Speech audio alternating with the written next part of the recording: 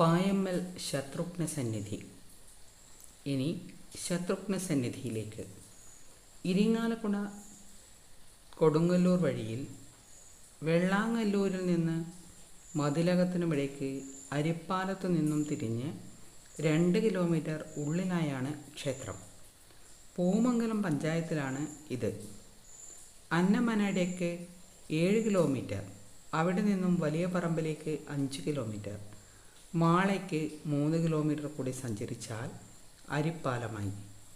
ഒലിപ്പൂക്കുഴ പാലത്തിലേക്ക് 2 kilometre കൂടി, അവിടെ നിന്നും ഇടത്തോട്ട് തിരിഞ്ഞ് ഒരു 800 മീറ്റർ കൂടി പിന്നിട്ടാൽ പായമ്മലപ്പൻ്റെ സന്നിധി.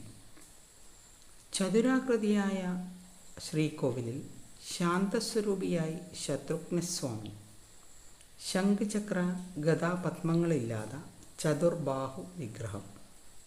ഗണപതി, ആഞ്ജനേയ സ്വാമി ഇവരുടെ സാന്നിധ്യവുമുണ്ട്. ഏറ്റവും പ്രധാനപ്പെട്ട വഴിപാടാണ് സുദർശന പുഷ്പാഞ്ജലി. നാലമ്പല യാത്ര തുടങ്ങാൻ തൃപ്പയാറിൽ തലേ ദിവസം തന്നെ എത്തണം.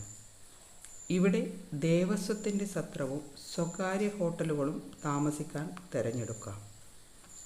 അല്ലെങ്കിൽ ഗുരുവായൂരിൽ താമസിച്ച് പുലർച്ചെ ഇങ്ങോട്ട് വരാം.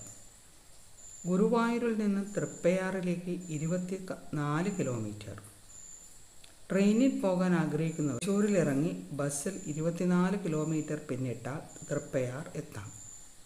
നാലമ്പല യാത്രയ്ക്ക് തൃപ്പയാർ മുതൽ ആകെ 107 കിലോമീറ്റർ ദൂരം.